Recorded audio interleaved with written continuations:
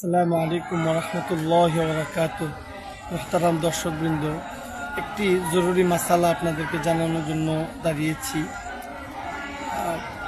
আসছে আর 2-4 দিন পর ইনশাআল্লাহ কোরবানি ঈদ উদযাপিত হবে ইনশাআল্লাহ। আমরা সবাই কোরবানি খরিদ করতেছি।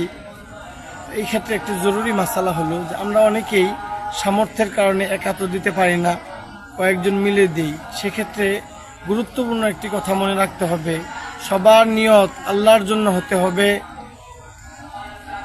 ইখলাসের সাথে হতে হবে।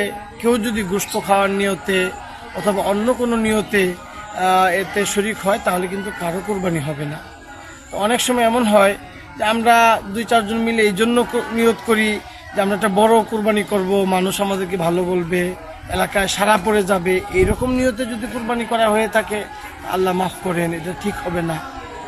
আমাদের উচিত হবে আল্লাহর জন্য কোরবানি করা। হ্যাঁ, হতে পারে 2-4 জন মিলে একটি সুন্দর হৃষ্টপুষ্ট গরু কোরবানি করা যেতে পারে, এতে তো দোষের কিছু নেই।